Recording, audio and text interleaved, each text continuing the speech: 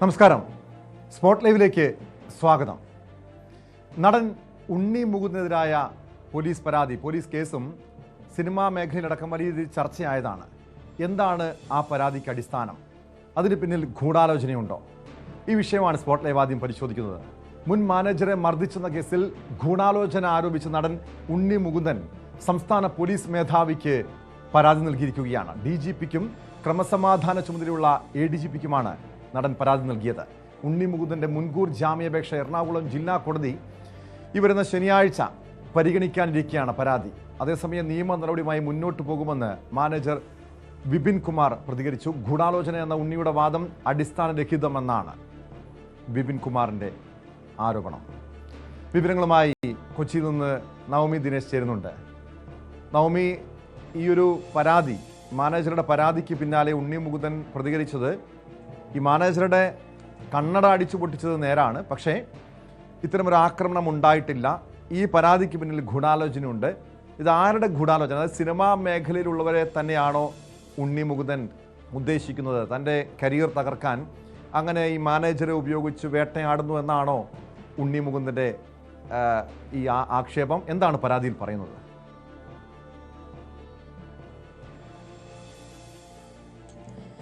Tom, ഈ പരാതിക്കാരനായ വിപിനെ മർദ്ദിച്ചിട്ടില്ല എന്നാണ് ഉണ്ണി മുകുന്ദൻ പറയുന്നത്. കണ്ണട എറിഞ്ഞു പൊട്ടിച്ചു എന്നുള്ളത് സത്യമാണെന്നും കൂടി പറയുന്നുണ്ട്. പക്ഷേ പോലീസ് ഈ വാർത്ത നിഷേധിക്കുകയാണ്. പോലീസ് പറയുന്നത് വിപിന്റെ ഫ്ളാറ്റിലെത്തി CCTV ദൃശ്യങ്ങൾ പരിശോധിച്ചു. അതിൽ ഉണ്ണി മുകുന്ദൻ വിപിനെ മർദ്ദിക്കുന്ന ദൃശ്യങ്ങളുണ്ട്, ഇത് കോടതിയിൽ ഹാജരാക്കുമെന്നാണ് ഇൻഫോ പാർക്ക് പോലീസ് വ്യക്തമാക്കുന്നത്. അതായത് ഉണ്ണി മുകുന്ദൻ പറയുന്നത് തെറ്റാണെന്ന് തന്നെ പോലീസ് ആവർത്തിച്ച് പറയുന്നു. വിപിനും അത് തന്നെ പറയുന്നു. പോലീസ് ഫ്ളാറ്റിലെത്തി CCTV ദൃശ്യം ശേഖരിച്ചു. താനോടൊപ്പം നിന്നാണ് പോലീസ് CCTV കണ്ടത്. താനും CCTVയിൽ കണ്ടു ഈ ദൃശ്യങ്ങൾ, ഉണ്ണി മുകുന്ദൻ തന്നെ മർദ്ദിക്കുന്ന ദൃശ്യങ്ങൾ കണ്ടു എന്ന് തന്നെയാണ് വിപിനും ആവർത്തിച്ച് പറയുന്നത്. അങ്ങനെയാണെങ്കിൽ ഉണ്ണി മുകുന്ദനെ മർദ്ദിച്ചില്ല എന്ന് പറയുന്നതിൽ എന്തടിസ്ഥാനമാണെന്നാണ് ആദ്യത്തെ ചോദ്യം. മറ്റൊന്ന്, തനിക്കെതിരെ ഒരു ഗൂഢാലോചന നടക്കുന്നു എന്നാണ് ഉണ്ണി മുകുന്ദൻ പറയുന്നത്. അതിൽ സിനിമാ മേഖലയിൽ, സിനിമയിലെ തന്റെ വളർച്ച കണ്ട് അസൂയ തോന്നുന്ന ചിലർ തനിക്കെതിരെ ഗൂഢാലോചന നടത്തി തന്നെ സിനിമയിൽ നിന്നും പുറത്താക്കുന്നതിന് വേണ്ടി, അല്ലെങ്കിൽ തനിക്ക് വരുന്ന അവസരങ്ങൾ നഷ്ടപ്പെടുത്തുന്നതിന് വേണ്ടി, താനൊരു പ്രശ്നക്കാരനാണെന്ന് ചൂണ്ടിക്കാട്ടുന്ന തരത്തിലേക്ക് ആണ് വിപിനെ ഉപയോഗിച്ച് ചിലർ നടത്തുന്ന നാടകമാണ്, അല്ലെങ്കിൽ ഗൂഢാലോചനയാണ് ഈ ഒരു പരാതി എന്നാണ് ഇന്ന് DGPക്കും ക്രമസമാധാന ചുമതലയുള്ള ADGPക്കും ഉണ്ണി മുകുന്ദൻ നൽകിയ പരാതിയിൽ പറയുന്നത്. ഒപ്പം സത്യം പുറത്തു വരട്ടെ എന്ന് തന്നെ ഉണ്ണി മുകുന്ദൻ പറയുന്നുണ്ട്. സത്യത്തിൽ വിശ്വസിക്കുന്നു, നിയമത്തിൽ വിശ്വസിക്കുന്നു എന്നുകൂടി ഉണ്ണി മുകുന്ദൻ പറഞ്ഞു വെക്കുന്നുണ്ട്. എന്തായാലും പോലീസിന്റെ ഭാഗത്ത് നിന്നും ഇൻഫോ പാർക്ക് പോലീസ് വ്യക്തമാക്കുന്നത് നിലവിൽ ഉണ്ണി മുകുന്ദനെ ചോദ്യം ചെയ്യാൻ വിളിപ്പിക്കേണ്ടതില്ല എന്നാണ്. കാരണം ജാമ്യം ലഭിക്കുന്ന വകുപ്പുകളാണ്, നിസ്സാര വകുപ്പുകൾ മാത്രമാണ് ചുമത്തിയിരിക്കുന്നത്. പകരം കോടതിയിൽ കൃത്യമായിട്ടുള്ള തെളിവുകൾ ശേഖരിച്ച് കുറ്റപത്രം സമർപ്പിക്കുക എന്ന് തന്നെയാണ് ഇൻഫോ പാർക്ക് പോലീസിന്റെ തീരുമാനം. പക്ഷെ ഉണ്ണി മുകുന്ദന് ഒരു മുൻകൂർ ജാമ്യം നൽകിയിട്ടുണ്ട് ജില്ലാ കോടതിയിൽ. പരിഗണിക്കാനിരിക്കുമ്പോൾ കൂടിയാണ് ഇങ്ങനെ ഒരു നീക്കവുമായി ഉണ്ണി മുകുന്ദൻ DGP ആവശ്യം ഉണ്ണി മുകുന്ദൻ ഉന്നയിക്കുന്നുണ്ടോ? നവമി, ഇവിടെ ഈ മുൻ മാനേജർ വിപിൻ പരാതി നൽകിയതിന് പിന്നാലെ തന്നെ പോലീസ് കേസെടുത്തിരുന്നു. പക്ഷേ ഇവിടെ പോലീസിന്റെ അന്വേഷണത്തിൽ എന്തൊക്കെ കാര്യങ്ങളാണ് കണ്ടെത്താൻ കഴിഞ്ഞത്? ഉണ്ണി മുകുന്ദനും മാനേജറും വ്യക്തമാക്കിയ കാര്യമുണ്ട്. അവിടുത്തെ CCTV ദൃശ്യങ്ങൾ പരിശോധിച്ചു കഴിഞ്ഞാൽ കാര്യങ്ങൾ വ്യക്തമാകും. അതോടൊപ്പം അവിടെ ഒരു ദൃക്സാക്ഷി ഉണ്ടായിരുന്നു. അയാളുടെ ഈ ഉണ്ണി മുകുന്ദന്റെ സുഹൃത്തായിട്ടുള്ള ഒരു സംവിധായകൻ ഈ സംഭവത്തിന് ദൃക്സാക്ഷിയാണ്. പോലീസ് ഈ ദൃക്സാക്ഷിയെ ചോദ്യം ചെയ്തിട്ടുണ്ടോ? ഉണ്ണി മുകുന്ദനെ ചോദ്യം ചെയ്തിട്ടില്ല. ഈ CCTV ദൃശ്യങ്ങൾ പരിശോധിച്ചിട്ടില്ല. പിന്നെ എന്തടിസ്ഥാനത്തിലാണ് ഉണ്ണി മുകുന്ദനെതിരെ പോലീസ് കേസെടുത്തത്?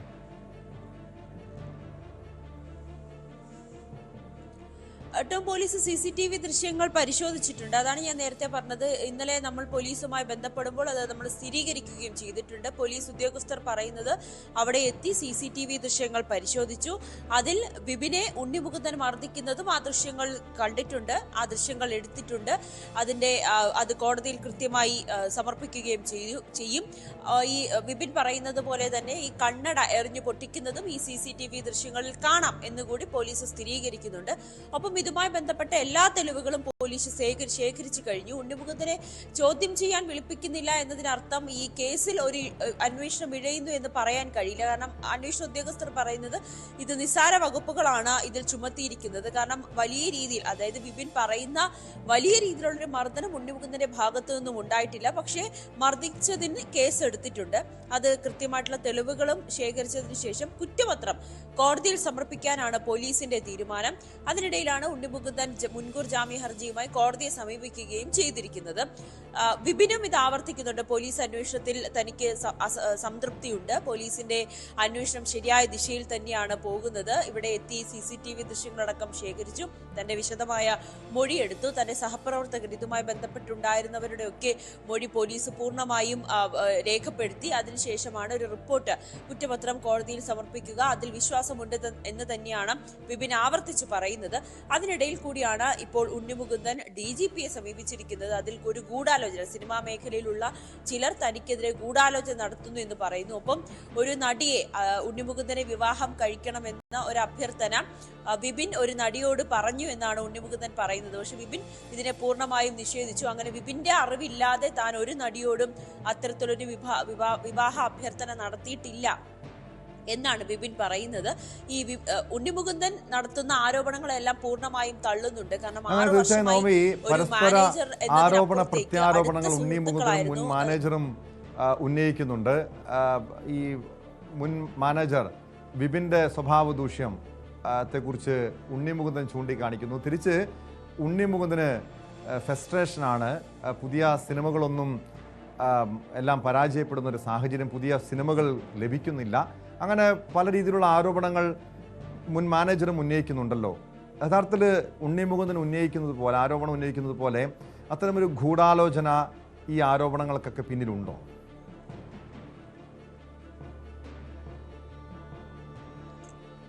നമുക്കിപ്പോൾ പറയാൻ കഴിയില്ല. ഇവർ തമ്മിലുള്ള ഈ ഒരു തർക്കം തികച്ചും വ്യക്തിപരമാണ്.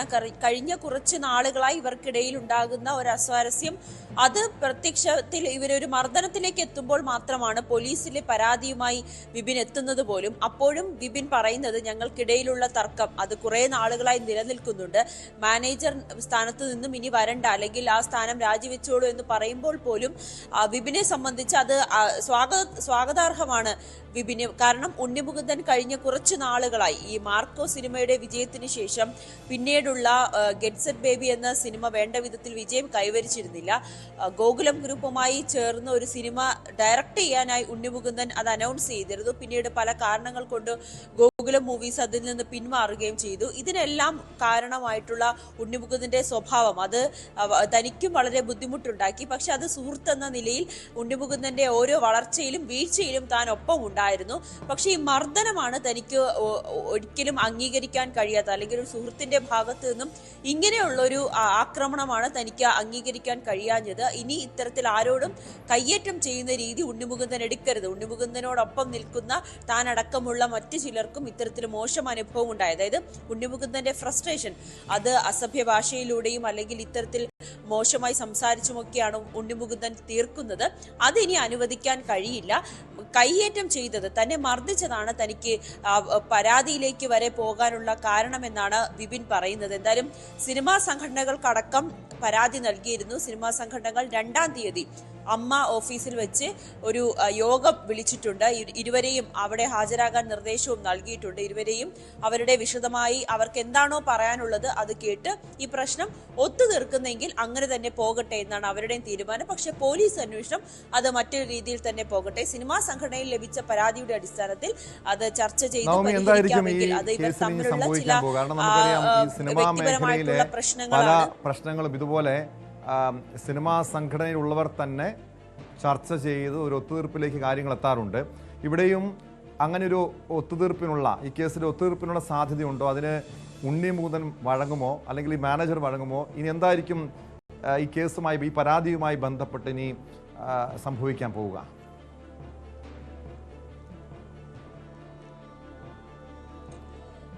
വിപിൻ താരസംഘടനയായ അമ്മയ്ക്കും ഫെഫ്കയ്ക്കും പരാതി നൽകിയിട്ടുണ്ട്. ആ പരാതിയുടെ അടിസ്ഥാനത്തിലാണ് 2-ാം തീയതി ഇരുവരോടും അമ്മയുടെ കലൂരത്തെ ഓഫീസിലെത്തി ഈ വിഷയം പരിഹരിക്കുന്നതിന് വേണ്ടിയിട്ടുള്ള അല്ലെങ്കിൽ ഈ വിഷയം ചർച്ച ചെയ്യുന്നതിന് വേണ്ടി ഹാജരാകാൻ ആവശ്യപ്പെട്ടിരിക്കുന്നത്.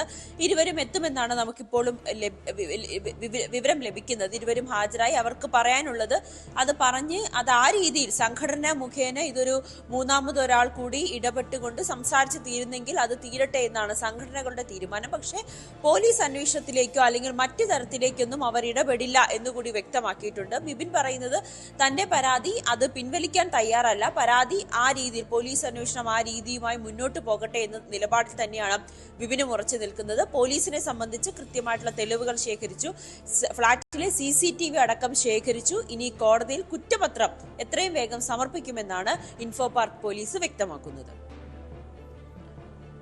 യെസ്, വ്യക്തമാണ്.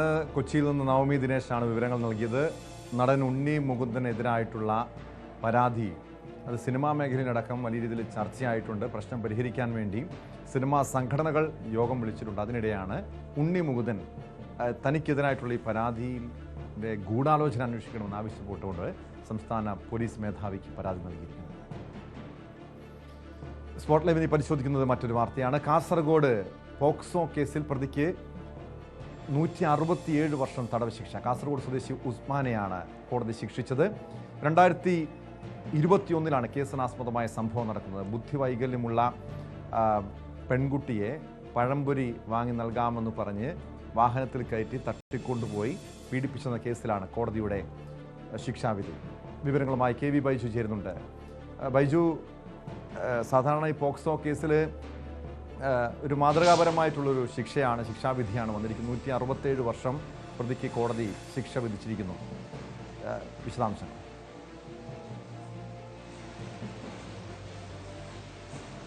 തീർച്ചയായും ടോമെ, 167 വർഷം കഠിന തടവും 5,50,000 രൂപ പിഴയുമാണ് ഈ കേസിൽ കോടതി വിധിച്ചത്. അത് തന്നെയാണ് അതിൽ ഏറ്റവും പ്രധാനം. 67 വയസ്സുള്ള ഈ ഉസ്മാൻ എന്ന് പറയുന്ന ചെങ്കള സ്വദേശിയായ ഇയാൾ മധൂർ സ്വദേശിനിയായ ഈ 14 വയസ്സുകാരിയെ, അതായത് ടോം സൂചിപ്പിച്ചതുപോലെ തന്നെ മാനസിക വൈകല്യമുള്ള ഈ പെൺകുട്ടിയെ പഴംപൊരിയും ചായയും വാങ്ങിത്തരാമെന്ന് പറഞ്ഞ് പ്രലോഭിപ്പിച്ച് തന്റെ ഓട്ടോയിൽ കയറ്റി ബേബിഞ്ച എന്ന് പറയുന്ന സ്ഥലത്ത് കൊണ്ടുപോവുകയും അവിടെ ഒരു കുറ്റിക്കാട്ടിൽ കൊണ്ടുപോയി ഈ പീഡിപ്പിച്ചു എന്നാണ് ഈ കേസ്. അത് മാത്രമല്ല 2021 ജൂൺ മാസമാണ്, ജൂൺ 25 ഈ സംഭവം നടക്കുന്നത്. അതിനു മുൻപും ഈ പെൺകുട്ടിയെ ഇയാൾ പീഡനത്തിന് ഇരയാക്കിയെന്നാണ് പോലീസ് അന്വേഷണത്തിൽ കണ്ടെത്തിയത്. എന്തായാലും അത്രത്തോളം സ്വന്തം മകളുടെ പ്രായമുള്ള ഒരു പെൺകുട്ടിയെയാണ് ഇത്തരത്തിൽ അതിക്രൂരമായി പീഡിപ്പിച്ചത്. ആ കേസിലാണ് ടോം സൂചിപ്പിച്ചതുപോലെ തന്നെ മാതൃകാപരമായ ഒരു ശിക്ഷ, 167 വർഷം കഠിന തടവ് എന്ന ഒരു ശിക്ഷ കാസർഗോഡ് ഫാസ്റ്റ് ട്രാക്ക് കോടതി വിധിച്ചത്. എന്തായാലും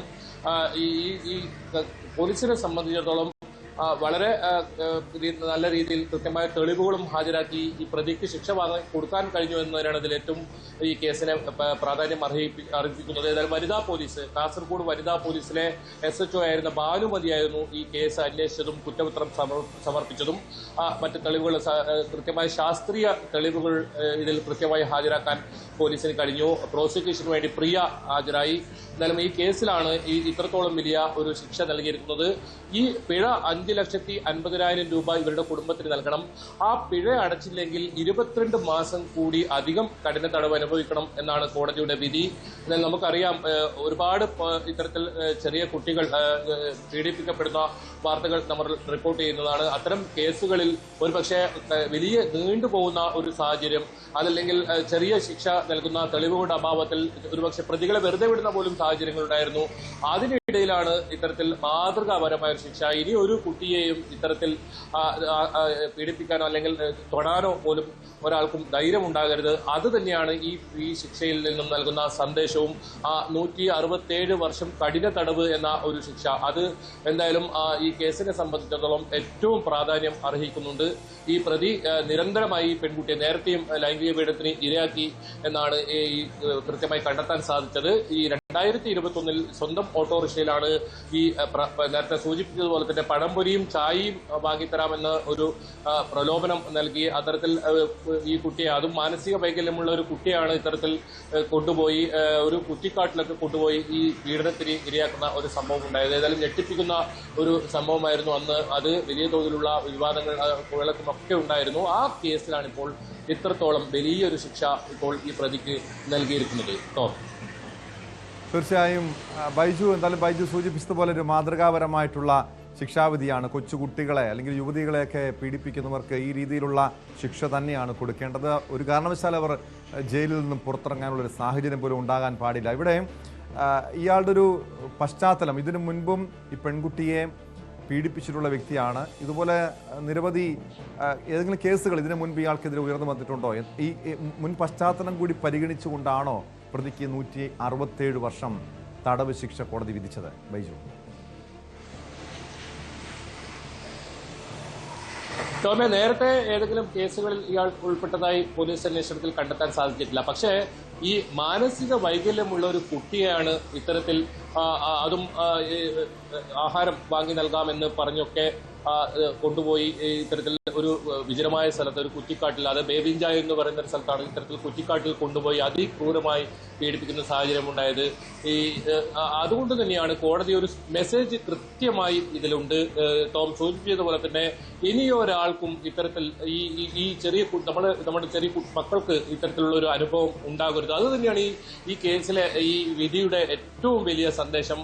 ആ 167 വയസ്സുകാരനായ ഇയാൾക്ക് 167 വർഷം കഠിന തടവാണ് കോടതി ശിക്ഷ വെച്ചത്. അതൊരു കൃത്യമായ ഒരു മെസ്സേജ് ഉണ്ട്.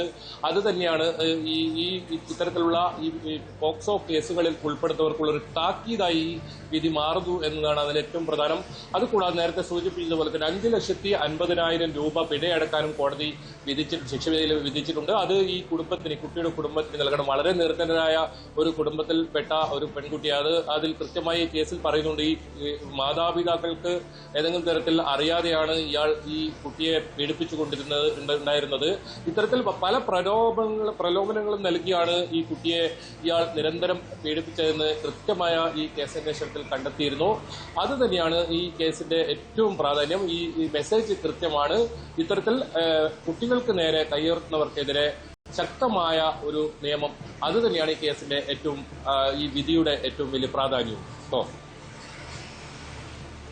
വ്യക്തമാണ്. കാസർഗോഡ് നിന്ന് KV ബൈജു ആണ് വിവരങ്ങൾ നൽകിയത്. മാനസിക വൈകല്യമുള്ള പെൺകുട്ടിയെ പീഡിപ്പിച്ച കേസിലാണ് പ്രതിക്ക് 167 വർഷം തടവ് ശിക്ഷ കോടതി വിധിച്ചിരിക്കുന്നത്. സ്പോട്ട് ലൈവിന് പരിശോധിക്കുന്നത് കൊല്ലം എഴുകോണിലെ ഒരു കവർച്ചാ കേസാണ്. സ്വർണവും പണവും കവർന്ന കേസിൽ പ്രതിയെ പോലീസ് അറസ്റ്റ് ചെയ്തു. എഴുകോൺ സ്വദേശി ബിജു ജോർജാണ് പിടിയിലായത്.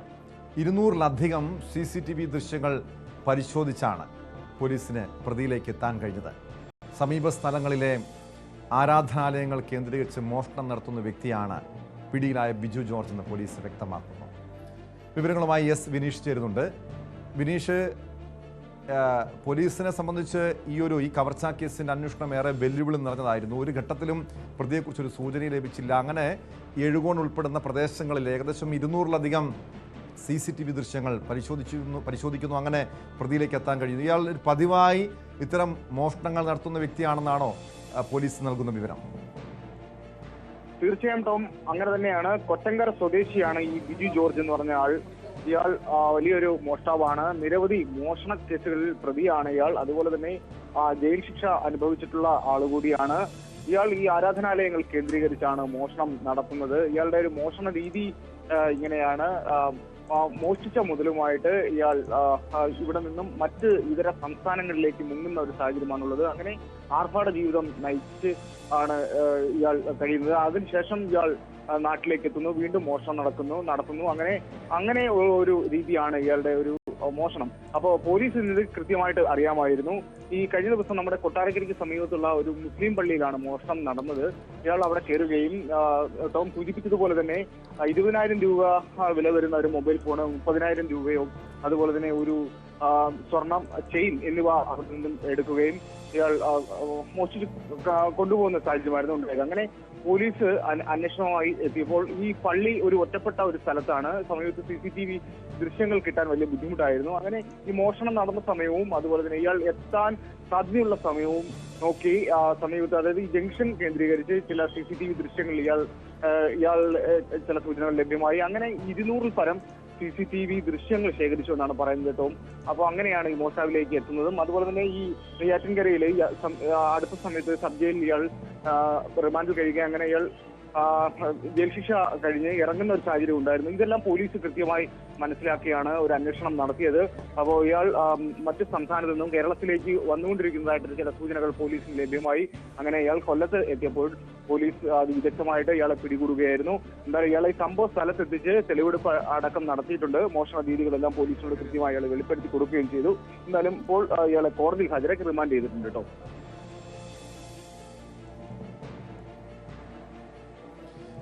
വിനീഷ്, ഇങ്ങനെ പോലീസ് നൽകുന്ന സൂചനകൾ, വിവരങ്ങൾ അനുസരിച്ച് ആരാധനാലയങ്ങൾ കേന്ദ്രീകരിച്ച് മാത്രം മോഷണം നടത്തുന്ന രീതി, ഇയാൾ തനിച്ചായിരുന്നോ ഈ മോഷ്ടിക്കാനായി എത്തിയിരുന്നത്? അതോ ഇയാളുടെ സംഘത്തിൽ, ഇയാളുടെ കൂടെ ഒപ്പം മറ്റാരെങ്കിലും ഉണ്ടായിരുന്നോ?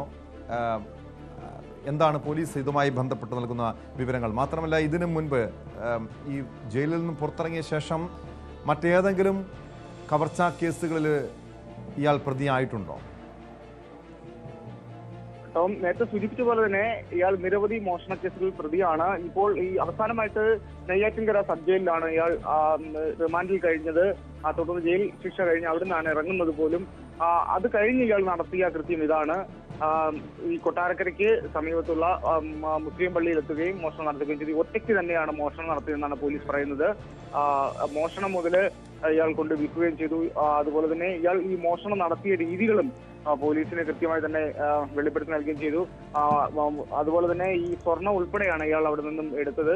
സ്വർണം കൊണ്ട് വിറ്റ സ്ഥലത്തെല്ലാം പോലീസ് അന്വേഷിക്കുന്നുണ്ട്. എന്തായാലും ഇയാൾ ഇപ്പോൾ റിമാൻഡിൽ കഴിയുന്ന സാഹചര്യമാണ് ഉള്ളത്.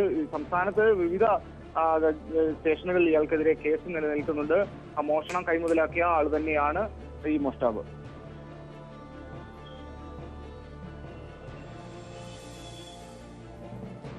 യെസ്, വ്യക്തമാണ്. എസ് വിനീഷാണ് കൊല്ലത്ത് നിന്ന് വിവരങ്ങൾ നൽകിയത്. കൊല്ലം എഴുകോണിലാണ് സ്വർണവും പണവും കവർന്ന കേസിലെ പ്രതിയെ പോലീസ് അറസ്റ്റ് ചെയ്തത്.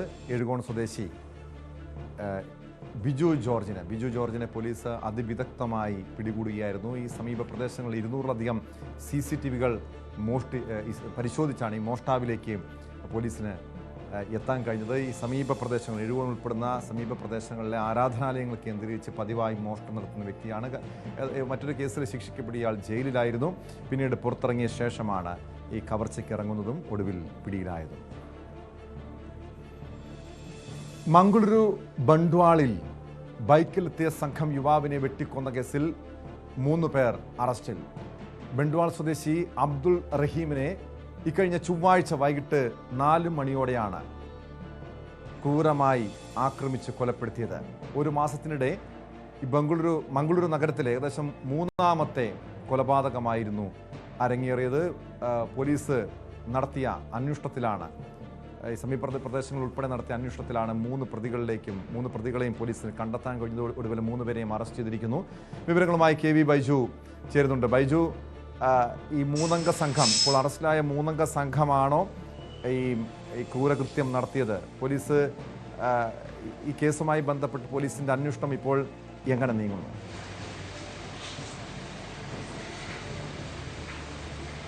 ടോമെ, 15 പേരാണ് ഈ കേസിൽ ഉൾപ്പെട്ടിട്ടുള്ളത്. അതായത് ബൈക്കിലെത്തിയ ഈ സംഘം കഴിഞ്ഞ ചൊവ്വാഴ്ചയാണ് അബ്ദുൾ റഹീമിനെ അതിക്രൂരമായി കൊലപ്പെടുത്തിയത്.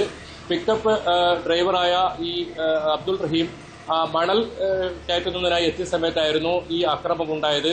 ഈ 15-അംഗ സംഘം, ബൈക്കിലെത്തിയ സംഘം ഇയാളെ ഈ പിക്കപ്പ് വാനിൽ നിന്നും ഡ്രൈവർ സീറ്റിൽ നിന്നും വലിച്ചു പുറത്തിട്ട് അതിക്രൂരമായി മാരകായുധങ്ങൾ ഉപയോഗിച്ച്, വാൾ ഉൾപ്പെടെയുള്ള മാരകായുധങ്ങൾ ഉപയോഗിച്ച് വെട്ടിക്കൊലപ്പെടുത്തുകയായിരുന്നു. ഇതിൽ ടോം സൂചിപ്പിച്ചത് തന്നെയാണ് ഏറ്റവും പ്രധാനം. 3 കൊലപാതകങ്ങളാണ് തുടർച്ചയായി മംഗളൂരുവിൽ നടന്നത്. അതും പകരത്തിന് പകരം എന്ന നിലയിൽ വർഗീയ സംഘർഷം ഉണ്ടാക്കുന്ന തരത്തിലുള്ള കൊലപാതകം. എന്നാലും ആ കേസിലാണ് ഇപ്പോൾ 3 പേരെ അറസ്റ്റ് ചെയ്തിരിക്കുന്നത്. ഈ കേസിൽ പ്രതികളെ പിടികൂടാൻ വളരെ വൈകി. അത് വലിയ പ്രതിഷേധത്തിന് ഇടയാക്കിയിരുന്നു. അതിനെ തുടർന്നാണ് ഇപ്പോൾ മറ്റൊരു സംഭവവികാസങ്ങളിൽ ഉണ്ടായത്. പ്രത്യേക ദൗത്യ സംഘത്തെ ഇപ്പോൾ രൂപീകരിച്ചിരുന്നു. അതായത് നേരത്തെ നക്സൽ സ്ക്വാഡിന്റെ തലവനായിരുന്ന ഒരു ഉദ്യോഗസ്ഥനാണ് ഇതിന്റെ ഇപ്പോൾ പുതിയ ദൗത്യ സംഘത്തിന്റെ മേധാവി. ആ ഒരു സംഘം ഇത്തരത്തിൽ വർഗീയ സംഘർഷങ്ങൾ, പ്രത്യേകിച്ച് വർഗീയ സംഘർഷങ്ങൾ മംഗളൂരുവിലും പരിസര പ്രദേശങ്ങളിലും കഴിഞ്ഞ ഏതാനും മാസങ്ങളായി നടക്കുന്ന വർഗീയ സംഘർഷങ്ങൾ നിരീക്ഷിക്കാനും അത് കണ്ടെത്താനും അതിനെതിരെ ശക്തമായ നടപടി സ്വീകരിക്കാനുമാണ് ഇപ്പോൾ അത്തരത്തിലുള്ള ഒരു ദൗത്യ സംഘത്തെ നിയോഗിച്ചിട്ടുള്ളത്. പ്രധാനപ്പെട്ട ഈ മംഗളൂരുവും പരിസര പ്രദേശങ്ങളിലുമുള്ള സ്ഥലത്ത് 256ഓളം പേരടങ്ങുന്ന വലിയൊരു സംഘമാണ് ഈ ദൗത്യ സംഘത്തിലുള്ളത്. ഈ സംഘം ഇത്തരത്തിലുള്ള കേസുകൾ, ഇത്തരത്തിലുള്ള സംഭവങ്ങൾ അന്വേഷിക്കും. എന്നാലും ഈ കൊലപാതകത്തോടുകൂടി വലിയ വിവാദമായിരിക്കുന്നത് ഈ പ്രതികളെ പിടികൂടാൻ വൈകി എന്ന് തന്നെയാണ്. അതിൽ സിറ്റി പോലീസ് കമ്മീഷണർ അനുപം അഗർവാളിനെതിരെ നടപടി വന്നിരിക്കുന്നു.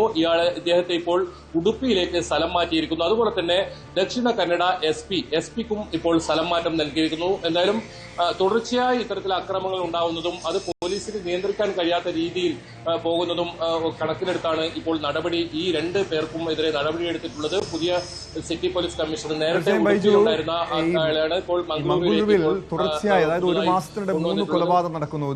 ഇതിന് മുൻപ് നടന്ന ബജ്രംഗ് ദൾ പ്രവർത്തകന്റെ കൊലപാതകവുമായി ഇതിന് ബന്ധമുണ്ടോ? അതിന്റെ കുടിപ്പകയായി ഇതിനെ കാണണോ? അങ്ങനെയെങ്കിൽ ഒരു വർഗീയ സംഘർഷങ്ങൾ ഈ മംഗളൂരുവിൽ വീണ്ടും വീണ്ടും തുടർച്ചയായി ഉണ്ടാകുന്നതോടെ പോലീസ് എത്രത്തോളം ജാഗ്രതയിലാണ്?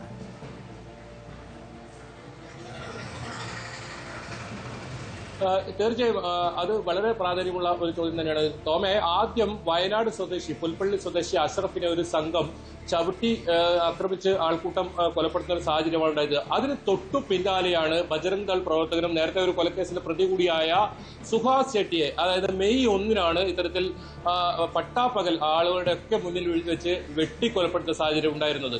അതിനുശേഷമാണ് കൃത്യമായ ഇപ്പോൾ അബ്ദുൾ റഹ്മാന്റെ ഈ കൊലപാതകം നടന്നത്. ഏതായാലും ഇന്റലിജൻസ് റിപ്പോർട്ടുണ്ട്. തുടർ ആക്രമണങ്ങൾ ഉണ്ടാവാൻ സാധ്യതയുണ്ടെന്ന ഇന്റലിജൻസ് റിപ്പോർട്ട് മംഗളൂരിലുണ്ട്. അതുകൊണ്ട് തന്നെ പോലീസ് വലിയ ജാഗ്രതയിലായിരുന്നു. പക്ഷേ പോലീസ് അത്തരത്തിൽ ജാഗ്രത ഉണ്ടെന്ന് പറയുമ്പോഴും പല സ്ഥലങ്ങളിലും ഇതിനെ തുടർന്ന് സംഘർഷങ്ങൾ ഉണ്ടായിരുന്നു. ബസ്സിന് നേരെ കല്ലെറിയുന്ന സാഹചര്യം ഉണ്ടായിരുന്നു. അതുപോലെ തന്നെ ഒറ്റപ്പെട്ട ഇടങ്ങളിൽ യാത്ര ചെയ്യുന്നവർക്ക് നേരെ അക്രമം ഉണ്ടായിരുന്നു. അത്ര നിരവധി പേരെ ഇത്തരത്തിൽ ആക്രമിക്കുന്ന സാഹചര്യം ഒക്കെ ഉണ്ടായിരുന്നു.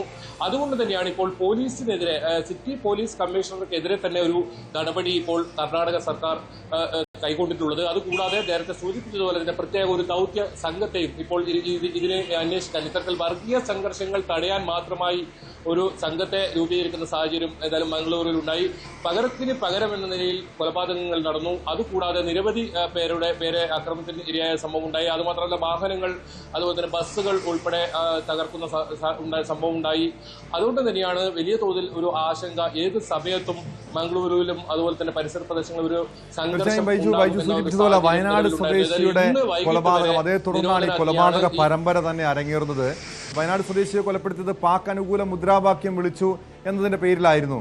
അതിനപ്പുറം ആ കേസിലൊരു ഗൂഢാലോചന ഉണ്ടായിരുന്നോ? മാത്രമല്ല ഏറ്റവും ഒടുവിൽ ഈ സംഭവിച്ച ഈ കൊലക്കേസും ഇതേ തുടർന്നുള്ള, അതായത് തുടർച്ചയായി ഉണ്ടാകുന്ന ഈ വർഗീയ സംഘർഷങ്ങളുടെ ഭാഗമാണോ അതോ അതിന് പിന്നിൽ ഒരു രാഷ്ട്രീയ വൈരാഗ്യം ഉണ്ടോ? എന്താണ് പോലീസിന്റെ ഇതുവരെയുള്ള അന്വേഷണത്തിൽ ഈ കേസന്വേഷണത്തിൽ നിന്നും വ്യക്തമായിരിക്കുന്ന വിവരങ്ങൾ?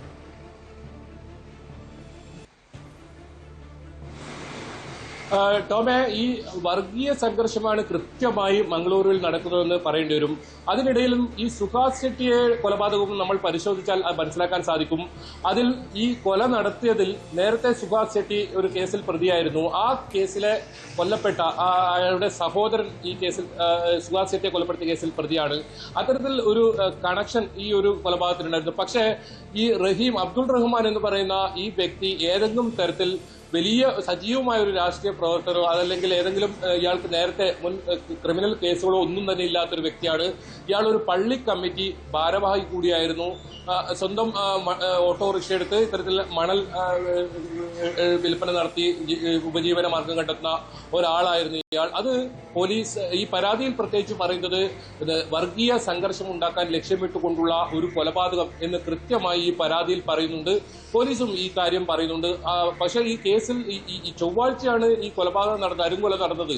ഈ പ്രതികളെ പിടികൂടുന്നത് ഇന്നാണ്. ഇത്രയും ദിവസം താമസിച്ചു. അതുതന്നെ പോലീസിന്റെ ഭാഗത്തുനിന്നും ഒരു വീഴ്ച അതിൽ സംഭവിച്ചിട്ടുണ്ട്. വളരെ പെട്ടെന്ന് തന്നെ ഇത്തരം സംഭവങ്ങൾ നടക്കുമ്പോൾ അതിന് പ്രതികളെ പിടികൂടുന്ന സാഹചര്യം ഉണ്ടായില്ലെങ്കിൽ ഈ സംഘർഷങ്ങൾ ഒരുപക്ഷെ നമുക്കറിയാം, ഏറ്റവും കൂടുതൽ മലയാളികൾ ഉൾപ്പെടെ മംഗളൂരുവിനെയാണ് ആശ്രയിക്കുന്നത്. വിദ്യാഭ്യാസ സ്ഥാപനങ്ങളായാലും അതുപോലെ തന്നെ ആശുപത്രികളായാലും ഒരുപാട് മലയാളികൾ ആശ്രയിക്കുന്നത്. മാത്രമല്ല കേരളത്തിന്റെ പല ഭാഗത്തു നിന്നും ജോലികൾക്കും മറ്റുമായി മംഗളൂരുവിൽ തങ്ങി അവിടെ താമസിക്കുന്നവർ ഒരുപാടുണ്ട്. അവരെല്ലാം ആശങ്കപ്പെടുത്തുന്ന രീതിയിലാണ് മംഗളൂരുവിൽ കഴിഞ്ഞ ഏതാനും ഈ ഒരു കുറച്ചു മാസങ്ങളായി ഇത്തരം സംഭവവികാസങ്ങൾ നടക്കുന്നത്. അത് പോലീസിന്റെ മറ്റൊരു പ്രധാനപ്പെട്ട മുന്നറിയിപ്പുള്ളത് രാത്രി കാലങ്ങളിൽ ഒറ്റപ്പെട്ട് നടക്കുന്നത് ഒഴിവാക്കണം എന്നാണ്. അത്രത്തോളം ഒരു സംഘർഷാവസ്ഥ, ഒരു സംഘർഷ അന്തരീക്ഷം മംഗളൂരുവിൽ ഉണ്ട് എന്നത് യാഥാർത്ഥ്യമാണ്. അതുകൊണ്ട് തന്നെയാണ് ഇപ്പോൾ പെട്ടെന്ന് കർണാടക സർക്കാരിനെ സംബന്ധിച്ചിടത്തോളം വലിയ നാണക്കേടായിരുന്നു ഇത്തരത്തിൽ തുടർച്ചയായി കൊലപാതകം നടക്കുകയും പ്രതികളെ പിടികൂടാൻ വൈകുന്നതുമൊക്കെ. അതുകൊണ്ടാണ് വളരെ പെട്ടെന്ന് തന്നെ ഒരു പ്രത്യേക സംഘത്തെ നിയോഗിച്ചത്. അവർക്ക് പ്രത്യേക അധികാരം നൽകി ഈ ഇത്തരം കേസുകൾ കൈകാര്യം ചെയ്യാൻ വേണ്ടി ഒരു സംഘത്തെ നിയോഗിച്ചത്. 256 പേരടങ്ങുന്ന ഒരു പ്രത്യേക സംഘമാണ് ഇനി ഇത്തരത്തിൽ ഈ കേസുമായി ബന്ധപ്പെട്ട് തുടർ കേസുകളിലും അന്വേഷണം നടത്തുക. അവർ ഈ 5 താലൂക്കുകൾ കേന്ദ്രീകരിച്ച് ഇവർ ഈ പ്രവർത്തനം നടത്തും. ഇത്തരം കുറ്റക്കാർക്കെതിരെ കർശന നടപടിയെടുക്കും, നിരീക്ഷിക്കും, സൈബർ ഇടങ്ങൾ നിരീക്ഷിക്കും. കഴിഞ്ഞ ദിവസങ്ങളിലൊക്കെ നമ്മൾ കണ്ടതാണ് മംഗളൂരു വലിയ തോതിൽ ഈ പ്രചരണം, ഈ വാട്സാപ്പ് വഴിയൊക്കെ വലിയ തോതിൽ ഇത്തരത്തിൽ വർഗീയ സംഘർഷം ഉണ്ടാക്കുന്ന തരത്തിലുള്ള, സ്പർദ്ധ ഉണ്ടാക്കുന്ന തരത്തിലുള്ള പരാമർശങ്ങളുള്ള ഒരുപാട് മെസ്സേജുകൾ ഇത്തരത്തിൽ വരുന്നത് ഊർജിതമാണ്. ഏറ്റവും ഒടുവിൽ യുവാവിനെ സംഘം ചേർന്ന് ക്രൂരമായി കൊലപ്പെടുത്തിയ കേസിൽ 3 പേരെ പോലീസ് പിടികൂടിയിട്ടുമുണ്ട്. മഴ തുടരുന്ന സംസ്ഥാനത്ത് മഴക്കെടുതി അതിരൂക്ഷമാണ്. എറണാകുളത്ത് 2 പേരും തിരുവനന്തപുരത്ത് ഒരാളും മരിച്ചു. എറണാകുളം തിരുമാറാടിയിൽ മരം വീണ് തൊഴിലുറപ്പ് തൊഴിലാളി അന്നക്കുട്ടിയാണ് മരിച്ചത്. കെട്ടിടത്തിന്റെ മുകളിൽ നിന്നും കോൺക്രീറ്റ് കട്ട വീണ് വടക്കേക്കര സ്വദേശിനി ആര്യ മരിച്ചു. തിരുവനന്തപുരം വിഴിഞ്ഞത്ത് വള്ളം മറിഞ്ഞാണ് പുല്ലുവിള സ്വദേശി തദയൂസിന്റെ മരണം. വള്ളത്തിലൊപ്പം ഉണ്ടായിരുന്ന ഒരാളെ കാണാതായിട്ടുണ്ട്. എറണാകുളം ചെറായിൽ വഞ്ചി മുങ്ങി കാണാതായ യുവാവിനായി തിരച്ചിൽ തുടരുകയാണ്. ചെറായി സ്വദേശി നിഖിലസ് മുരളിയെയാണ് കാണാതായത്. വടക്കൻ ജില്ലകളിലും കനത്ത നാശനഷ്ടമാണ് ഉണ്ടായത്. വിവരങ്ങളുമായി തിരുവനന്തപുരത്ത് നിന്ന് എസ് സാരംഗം, കൊച്ചിയിൽ നിന്ന് നവമി ദിനേശും, കോട്ടയത്ത് നിന്ന് ജി ശ്രീജിത്തും, ഇടുക്കിയിൽ നിന്ന് പ്രിൻസ് ജെയിംസ് ചേരുന്നുണ്ട്. ആദ്യം നവമി ദിനേശിലേക്കാണ്. നവമി, മഴക്കെടുതികൾ കൂടുതലും മറ്റ് ജില്ലകളിലാണെങ്കിലും പക്ഷെ അനിഷ്ട സംഭവം ഏറ്റവും കൂടുതൽ ഉണ്ടായിരിക്കുന്നത് എറണാകുളം ജില്ലയിലാണ്. 2 മരണം ഉണ്ടായിരിക്കുന്നു, ഒരു യുവാവിനെ കാണാതായിരിക്കുന്നു. എന്താണ് പൊതുവെ ഇപ്പോൾ മഴയുടെ ഒരു അവസ്ഥ? ഇന്ന് പൂർണ്ണമായിട്ടും മഴ രാവിലെ മുതൽ തന്നെ തുടർച്ചയായി മഴ പെയ്യുന്നുണ്ട്. എത്രത്തോളം ജാഗ്രതാ നിർദ്ദേശം പ്രഖ്യാപിച്ചിട്ടുണ്ട്? എവിടെയെങ്കിലുമൊക്കെ ദുരിതാശ്വാസ ക്യാമ്പുകളോ മറ്റോ തുറന്നിട്ടുണ്ടോ?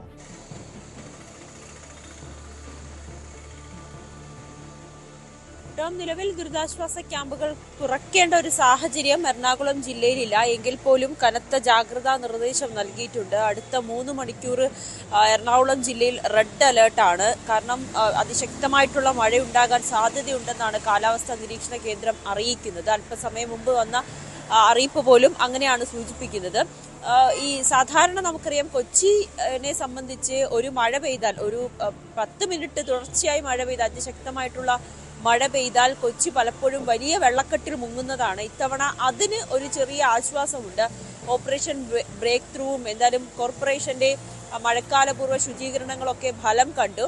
വലിയ രീതിയിലുള്ള വെള്ളക്കെട്ടുകളൊന്നും രൂപപ്പെട്ടിട്ടില്ല. പക്ഷേ ഗതാഗത തടസ്സം കൂടുന്നുണ്ട്. ഈ ശക്തമായിട്ടുള്ള മഴ പെയ്യുമ്പോൾ ഗതാഗത തടസ്സമുണ്ട്. പ്രത്യേകിച്ച് ഈ ദേശീയപാത വികസനം കൂടി നടക്കുന്നതിനാൽ ഇടപ്പള്ളി മുതൽ മൂത്തകുന്നം വരെയുള്ള ഭാഗങ്ങളിൽ വലിയ ഗതാഗത തടസ്സമാണ് ഈ സമയങ്ങളിൽ അനുഭവപ്പെടുന്നത്. അതൊഴിച്ചാൽ മറ്റ് പ്രശ്നങ്ങളൊന്നും, വെള്ളക്കെട്ടുകളോ ഒന്നും തന്നെ റിപ്പോർട്ട് ചെയ്തിട്ടില്ല. പക്ഷേ 2 മരണം സ്ഥിരീകരിക്കുന്നുണ്ട്. അതിൽ ഒരു വ്യക്തിയുടെ മരണം, വടക്കേക്കര സ്വദേശി ആര്യ ശ്യാമിന്റെ മരണം 3 ദിവസം മുൻപാണ്. ആര്യ മകളോടൊപ്പം ജോലി കഴിഞ്ഞ് തിരികെ വരുന്ന വഴിയിൽ ബസ് സ്റ്റോപ്പിൽ ബസ് കാത്തു നിൽക്കുമ്പോൾ കെട്ടിടത്തിന്റെ മുകളിൽ നിന്ന് 3ാമത്തെ നിലയിൽ നിന്ന് ഒരു കോൺക്രീറ്റ് പാളി ഈ കുട്ടിയുടെ തലയിലേക്ക് വീഴുകയും പിന്നീട് 3 ദിവസമായി ആശുപത്രിയിലായിരുന്നു. ഇന്ന് രാവിലെയാണ് ആശുപത്രിയിൽ നിന്നും ആര്യയുടെ മരണം വിവരം റിപ്പോർട്ട് ചെയ്യുന്നത്. 30 വയസ്സുകാരിയാണ്. ഒരു സ്വകാര്യ കമ്പനിയിൽ ജോലി ചെയ്യുകയായിരുന്നു. ഈ സ്കൂളിൽ അവധിയായതിനാൽ മകളെയും കൊണ്ടായിരുന്നു അന്ന് ഓഫീസിൽ പോയത്. തിരിച്ചു വരുമ്പോൾ മകളുടെ മുന്നിൽ വെച്ചാണ് ഇത് സംഭവിച്ചത്. മകൾക്ക് നിസ്സാര പരിക്കുകളെ ഉണ്ടായിട്ടുള്ളൂ. പക്ഷേ ആര്യയുടെ മരണം ഇന്ന് രാവിലെയോടുകൂടി സ്ഥിരീകരിക്കുന്ന സാഹചര്യം. മറ്റൊന്ന് കൂത്താട്ടുകുളത്താണ്. തൊഴിലുറപ്പ് കഴിഞ്ഞ് മടങ്ങി വരുന്നതിനിടയിൽ വൃദ്ധയുടെ ദേഹത്തേക്ക് മരം വീണ്, റബ്ബറിൻ്റെയും മറ്റും മരം വീണ് മരിക്കുന്ന ഒരു സാഹചര്യമുണ്ടായി. അന്നമ്മയാണ് മരിച്ചത്, അന്നക്കുട്ടിയാണ് മരിച്ചത്. അങ്ങനെ 2 മരണമാണ് റിപ്പോർട്ട് ചെയ്തത്. വേറൊരു പ്രധാനപ്പെട്ട കാര്യം, ഈ ചെറായിൽ വഞ്ചി മുങ്ങി ഇന്നലെ ഒരു വൈകിട്ട് 6:30യോടുകൂടി ഒരു യുവാവിനെ കാണാതായിരുന്നു. ആ യുവാവിന് വേണ്ടിയിട്ടുള്ളൊരു അന്വേഷണം പുരോഗമിച്ചുകൊണ്ടിരിക്കുകയാണ്. തിരച്ചിൽ പുരോഗമിക്കുകയാണ്. ചെറായി സ്വദേശി നിഖിലാണ് സുഹൃത്തുക്കൾക്കൊപ്പം മീൻ പിടിക്കാൻ പോയത്. ആ സമയത്ത് ശക്തമായിട്ടുള്ള കാറ്റിലും മഴയിലും വഞ്ചി മുങ്ങുകയും ഈ സുഹൃത്തുക്കളെ രക്ഷപ്പെടുത്താൻ സാധിച്ചു. പക്ഷേ നിഖിലിനെ രക്ഷപ്പെടുത്താൻ സാധിച്ചിട്ടില്ല.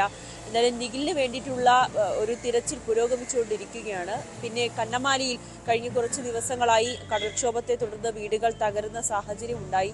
അവിടെ ജനജീവിതം ഓരോ ദിവസം കഴിയുന്തോറും വളരെ ദുസ്സഹമായിക്കൊണ്ടിരിക്കുകയാണ്. അവിടെയും ഇപ്പോഴും കടലാക്രമണം ഉണ്ടായി എന്നുള്ളൊരു റിപ്പോർട്ടൊക്കെ വരുന്നുണ്ട്. തീരദേശ മേഖലയിലുള്ളവർക്ക് ജാഗ്രതാ നിർദ്ദേശം നൽകിയിട്ടുണ്ട്. കടലിൽ പോകരുതെന്ന് നിർദ്ദേശം നൽകിയിട്ടുണ്ട്. ഈ പ്രത്യേകിച്ചും ഇത്തരത്തിൽ കടൽക്ഷോഭം രൂക്ഷമായിരിക്കുന്ന സാഹചര്യത്തിൽ ഒപ്പം പുഴകളിലൊക്കെ മീൻ പിടിക്കാൻ പോകരുതെന്ന് നിർദ്ദേശം നൽകിയിട്ടുണ്ടെങ്കിൽ പോലും ആളുകളൊക്കെ ഇത് അവഗണിച്ചു പോകുന്നത് വലിയൊരു അപകടത്തിലേക്ക് വഴിമാറുന്നു എന്നുള്ളതാണ് പറയാനുള്ളത്. ഈ മലയോര മേഖലയിലുള്ളവർക്കും ജാഗ്രതാ നിർദ്ദേശം നിലനിൽക്കുന്നുണ്ട്. മൂവാറ്റുപുഴയാറിന്റെ ജലനിരപ്പ് ഉയർന്നതിനാൽ തീരപ്രദേശത്തുള്ളവർക്ക് ജാഗ്രതാ നിർദ്ദേശം നൽകിയിട്ടുണ്ട് ജില്ലാ ഭരണകൂടം. എന്തെങ്കിലും ഒരു അപകടമുണ്ടായാൽ ഉടനെ തന്നെ അധികൃതരെ വിവരം അറിയിക്കുവാനും നിർദ്ദേശം നൽകിയിട്ടുണ്ട്. ആലുവ പുഴയുടെ തീരത്തുള്ള പെരിയാറിന്റെ തീരത്ത് താമസിക്കുന്നവർക്കും ജാഗ്രതാ നിർദ്ദേശമാണ് ഇപ്പോൾ നൽകിയിരിക്കുന്നത്. എന്തായാലും വൈകിട്ടോടുകൂടി മഴ കനക്കും, ശക്തമായിട്ടുള്ള മഴയുണ്ടാകും. മരങ്ങളൊക്കെ കടപുഴകി വീഴാനുള്ള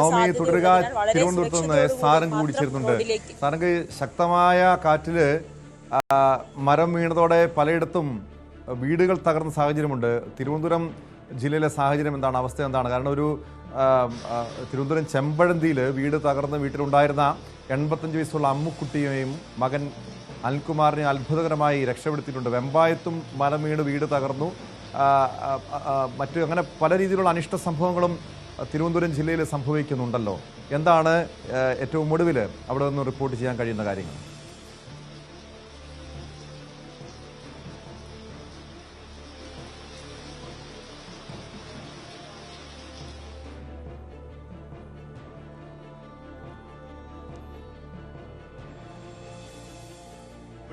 അത് കുറെ സമയം നീണ്ടു നിൽക്കുന്ന ഒരു സാഹചര്യം ഉണ്ടായിരുന്നു. ഇത്തവണത്തെ പ്രത്യേകത എന്താ വെച്ചാൽ ആ വെള്ളക്കെട്ട് വരുന്ന പ്രശ്നങ്ങൾ ഈ നിലവിലില്ല. പക്ഷെ അതിനു പകരം ശക്തമായ കാറ്റാണ് ഇത്തവണ തിരുവനന്തപുരം ജില്ലയിൽ തന്നെ മൊത്തമായിട്ട് കേരളത്തിലുടനീളം ശക്തമായ കാറ്റിന്റെ പ്രശ്നങ്ങളുണ്ട്. അതേപോലെ തന്നെ തിരുവനന്തപുരം ജില്ലയിലെ ജനങ്ങൾ ഏറെ ബുദ്ധിമുട്ട് അനുഭവിക്കുന്നത് ഈ മഴക്കൊപ്പം തന്നെ വരുന്ന ശക്തമായ കാറ്റാണ്.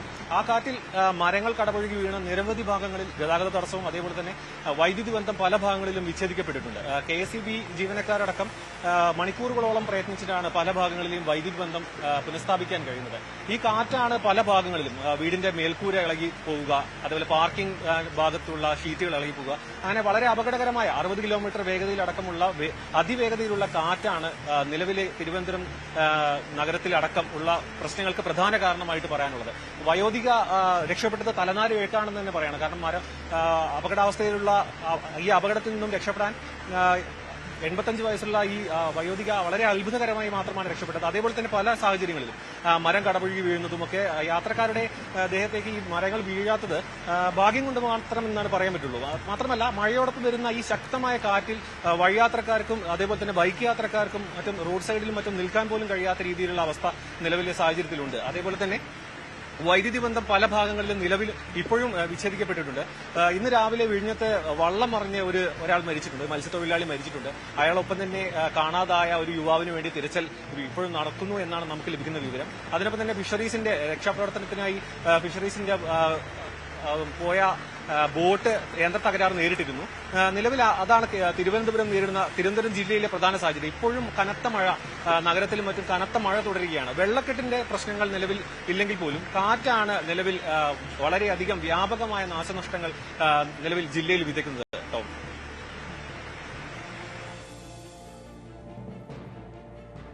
തീർച്ചയായും അതുതന്നെയാണ് ഏറ്റവും വലിയ രീതിയിൽ ഈ നാശനഷ്ടങ്ങൾ ഉണ്ടാകാൻ കാരണം വലിയ രീതിയിൽ ശക്തമായ കാറ്റുണ്ട്. അതുകൊണ്ട് തന്നെയാണ് ഈ മഴയുള്ളപ്പോൾ അല്ലെങ്കിൽ രാത്രി സമയങ്ങളിലൊക്കെ വാഹന ഗതാഗത സംവിധാനങ്ങളൊക്കെ പരമാവധി യാത്രകൾ ഒഴിവാക്കണമെന്ന ജില്ലാ ഭരണകൂടങ്ങൾ നിർദ്ദേശം നൽകിയിരിക്കുന്നത്. സാരംഗ്, മറ്റൊരു കാര്യം, വെള്ളക്കെട്ട് കുറവാണ്, അതുകൊണ്ട് തന്നെ ഇത് ഗതാഗത കുരുക്കൊന്നും കാര്യമായി ഉണ്ടാക്കുന്നില്ല. പക്ഷേ ട്രെയിൻ ഗതാഗതം ചെറിയ രീതിയിലൊക്കെ പ്രതിസന്ധി സൃഷ്ടിക്കുന്നുണ്ടെന്ന് പറയുന്നുണ്ട്. പലയിടത്തും ട്രെയിനുകൾ വൈകി ഓടുന്ന സാഹചര്യമുണ്ട്. അത് ഈ ട്രെയിനിലേക്ക് മണ്ണിടിഞ്ഞ് വീഴുന്നതോ അങ്ങനെ എന്തെങ്കിലും പ്രശ്നങ്ങളാണോ ഈ ട്രെയിൻ ഗതാഗതത്തെയും ബാധിക്കുന്നത്?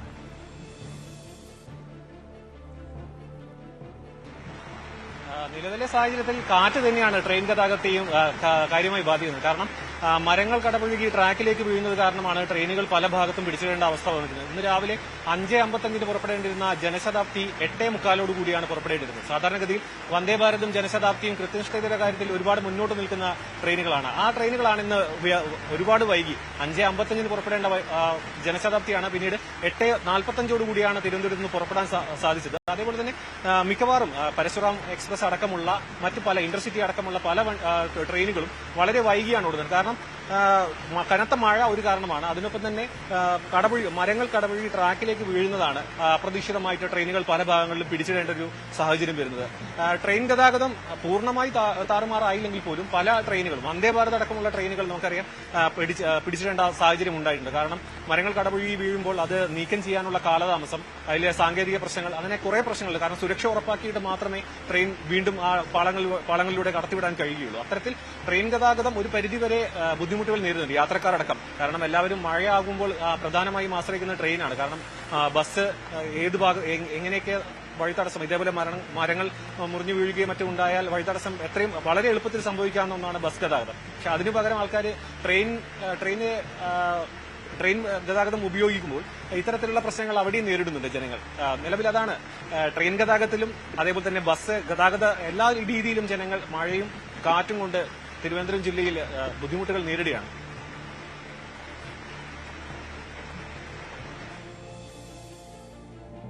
വ്യക്തമാണ്. സാരംഗാണ് വിവരങ്ങൾ നൽകിയത്. എന്തായാലും സാരംഗ് സൂചിപ്പിച്ചതുപോലെ പലയിടത്തും സംസ്ഥാനത്തിൻ്റെ പല മേഖലകളിലും വൈദ്യുതി തടസ്സം നേരിടുന്നുണ്ട്. പ്രത്യേകിച്ചും മഴക്കെടുതി ഇത്തവണ കൂടുതലായും അനുഭവപ്പെട്ടത് തിരുവനന്തപുരം, കൊല്ലം, പത്തനംതിട്ട, കോട്ടയം, ഇടുക്കി ജില്ലകളിലാണ്. ആലപ്പുഴ ജില്ലയിൽ തോട്ടപ്പള്ളി പൊഴി മുറിച്ചെങ്കിലും കടലിലേക്കുള്ള നീരൊഴുക്ക് ശക്തമാകാത്തതിനെ തുടർന്ന് പലയിടങ്ങളിലും വെള്ളം കയറിയിട്ടുണ്ട്. കുട്ടനാട് അടക്കമുള്ള കിഴക്കൻ മേഖലകളിൽ നിരവധി വീടുകൾ വെള്ളത്തിലായി. പുറക്കാട്, തകഴി പഞ്ചായത്തുകളിലെ കാർഷിക മേഖലകൾ വെള്ളത്തിലാണ്. കൊല്ലം മൈനാഗപ്പള്ളിയിൽ ശക്തമായ മഴയിൽ ഇരുനില കടമുറി കെട്ടിടം ഇടിഞ്ഞു വീണു. പത്തനംതിട്ട ജില്ലയിൽ നിരവധി പ്രദേശങ്ങളിൽ വൈദ്യുതി തടസ്സം നേരിടുന്നുണ്ട്. കോട്ടയം ജില്ലയുടെ പടിഞ്ഞാറൻ പ്രദേശങ്ങളടക്കം വെള്ളക്കെട്ട് രൂക്ഷമാണെന്ന റിപ്പോർട്ടുകളും വരുന്നുണ്ട്. സ്പോട്ട് ലൈവ് തുടരുന്നു. സംസ്ഥാനത്ത് മഴക്കെടുതി അതിരൂക്ഷമാണ്. കോട്ടയം ജില്ലയുടെ പടിഞ്ഞാറൻ പ്രദേശങ്ങളടക്കം സംസ്ഥാനത്തെ താഴ്ന്ന പ്രദേശങ്ങളിൽ വെള്ളക്കെട്ട് അതിരൂക്ഷമാണ്. മലങ്കര ഡാമിൻ്റെ 3 ഷട്ടറുകൾ ഘട്ടം ഘട്ടമായി തുറക്കുന്നുവെന്ന റിപ്പോർട്ടുകൾ കൂടി പുറത്തുവരുന്നു. മൂവാറ്റുപുഴ തിരുത്തുള്ളവർ ജാഗ്രത പാലിക്കണമെന്ന നിർദ്ദേശമുണ്ട്. ശ്രീജിത്ത് ചേരുന്നു വിവരങ്ങളുമായി. ശ്രീജിത്ത്, മലങ്കര ഡാമിൻ്റെ 3 ഷട്ടറുകൾ തുറക്കുന്നുണ്ട്. അത് ഏറ്റവും കൂടുതൽ ബാധിക്കുക മൂവാറ്റുപുഴ തീരങ്ങളിലുള്ളവരെയാണ്. സ്വാഭാവികമായും ഇത് കോട്ടയം ജില്ലയുടെ പടിഞ്ഞാറൻ മേഖലകളിലടക്കം വലിയ രീതിയിൽ പ്രശ്നങ്ങൾക്ക് സൃഷ്ടിക്കാനുള്ള സാധ്യതയുണ്ട്. വെള്ളക്കെട്ട് പ്രത്യേകിച്ചും നിലവിൽ പടിഞ്ഞാറൻ മേഖലയിൽ പ്രത്യേകിച്ച് വൈക്കം ഉൾപ്പെടുന്ന പ്രദേശങ്ങളിൽ വെള്ളക്കെട്ട് അതിരൂക്ഷമാണ്. ജനങ്ങൾക്ക് ഏത് രീതിയിലുള്ള ജാഗ്രതാ നിർദ്ദേശമാണ് ജില്ലാ ഭരണകൂടം നൽകിയിരിക്കുന്നത്?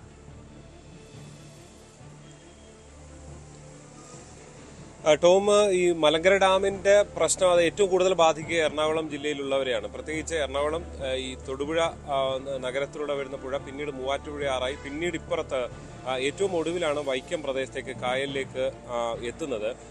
ആ ഭാഗത്തുള്ളവരെ സംബന്ധിച്ച് വൈക്കത്ത് കുറച്ച് ആളുകളെ സംബന്ധിച്ച് കുറച്ച് പ്രശ്നങ്ങളുണ്ട്. ബാക്കിയുള്ളത് ഇടുക്കി, എറണാകുളം ജില്ലയിലുള്ളവരെയാണ് ഏറ്റവും കൂടുതൽ ഈ പ്രശ്നം ബാധിക്കുക. കായലിലേക്ക് തന്നെ വെള്ളം എത്തുന്നത് കൊണ്ട് ഈ പടിഞ്ഞാറൻ മേഖലയിൽ വലിയൊരു വെള്ളക്കെട്ട് എന്ന നിലയിലേക്ക് കാര്യങ്ങൾ വലിയ പ്രതിസന്ധി ഉണ്ടാവില്ല. ഏറ്റവും കൂടുതൽ ഈ പടിഞ്ഞാറൻ മേഖലയിലെ വെള്ളക്കെട്ടിനേക്ക് വളരെ പ്രധാനപ്പെട്ടതായി ബാധിക്കുക മീനച്ചിലാറ്റിലെ വെള്ളം തന്നെയാണ്. ഏറ്റവും ഈ ഐമനം, തിരുവാർപ്പ, കുമരകം, ഒപ്പം തന്നെ അതിരമ്പുഴ, അങ്ങനെ വിവിധ പഞ്ചായത്തുകളുണ്ട്. കല്ലറ, നീണ്ടൂര്, ആ മേഖലയിലുള്ള പഞ്ചായത്തുകൾ, ആ പ്രദേശങ്ങളെയൊക്കെ കാര്യമായി ബാധിക്കുക ഇത്തരം ഈ മീനച്ചിലാറുമായി ബന്ധപ്പെട്ട അതിൻ്റെ കൈത്തോടുകൾ ഉൾപ്പെടെയുള്ള പ്രശ്നങ്ങൾ തന്നെയാണ്. എന്തായാലും അത് ഇതിനകം തന്നെ ഈ പടിഞ്ഞാറ് മേഖല വെള്ളക്കെട്ടിലാണ്.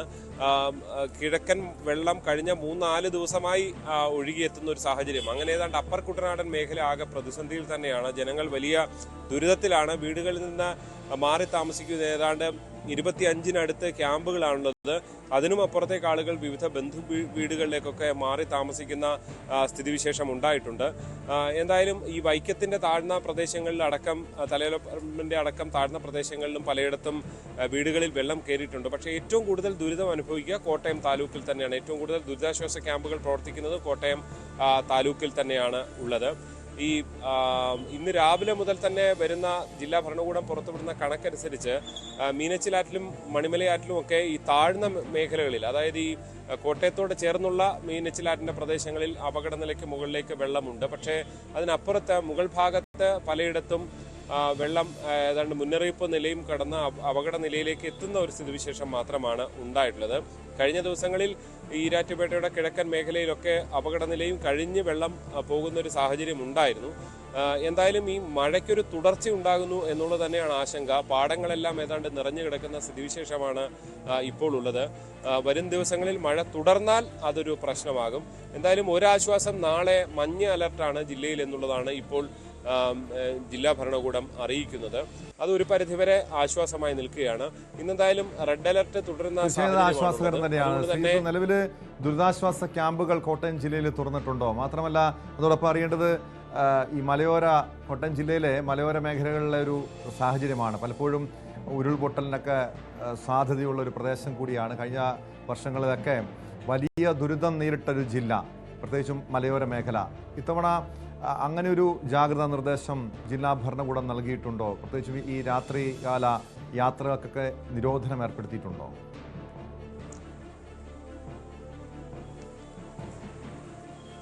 ടോം, ദുരിതാശ്വാസ ക്യാമ്പുകളുടെ കാര്യമാണ് ഞാൻ നേരത്തെ സൂചിപ്പിച്ചത്. ഏതാണ്ട് 350ഓളം ആളുകൾ ദുരിതാശ്വാസ ക്യാമ്പുകളിൽ കഴിയുന്നുണ്ട്. 25-നടുത്ത് ദുരിതാശ്വാസ ക്യാമ്പുകളാണ് ജില്ലയിൽ പ്രവർത്തിക്കുന്നത്.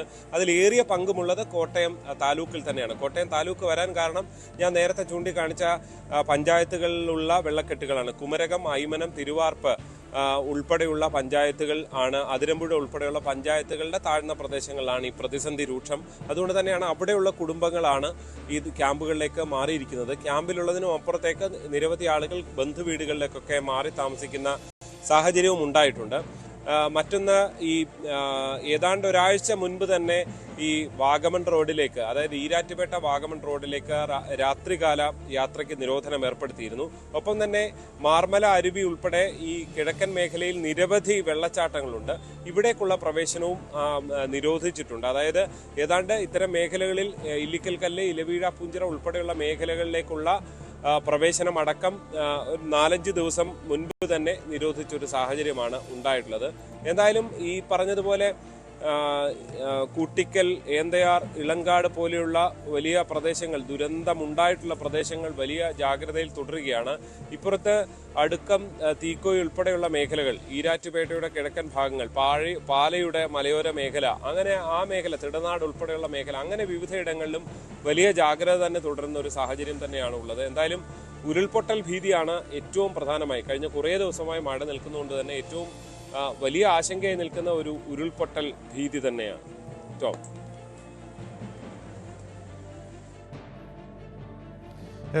വ്യക്തമാണ്. ജി ശ്രീജിത്താണ് വിവരങ്ങൾ നൽകിയത്. ഉരുൾപൊട്ടൽ ഭീതി നിലനിൽക്കുന്നുണ്ട്. പക്ഷേ കഴിഞ്ഞ വർഷങ്ങളിലൊക്കെ അത്തരം വലിയ നാശനഷ്ടങ്ങൾ സംഭവിച്ച ജില്ല കൂടിയാണ് കോട്ടയം ജില്ല. അതുകൊണ്ട് അതീവ ജാഗ്രതയിൽ തന്നെയാണ് ജില്ലാ ഭരണകൂടം.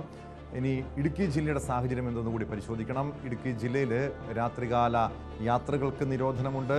അതോടൊപ്പം വിനോദസഞ്ചാര പ്രവർത്തനങ്ങൾക്കും പൂർണ്ണ നിരോധനം ഏർപ്പെടുത്തി. ഉത്തരവ് ലംഘിക്കുന്നവർക്കെതിരെ കർശന ശിക്ഷാ നടപടികൾ സ്വീകരിക്കുമെന്നാണ് ജില്ലാ കളക്ടർ അറിയിച്ചിരിക്കുന്ന വിവരം. ഉത്തരവിന് വിരുദ്ധമായി നടത്തുന്ന ജീപ്പ് സവാരിയും ജീപ്പ് ട്രെക്കിങ്ങും ഉൾപ്പെടെയുള്ള എല്ലാവിധ വിനോദസഞ്ചാര പ്രവർത്തനങ്ങളും കർശനമായും തടയും. വിനോദസഞ്ചാര പ്രവർത്തനങ്ങൾ പൂർണ്ണമായും നിരോധിച്ചുവെന്നാണ് മനസ്സിലാക്കാൻ കഴിയുന്നത്.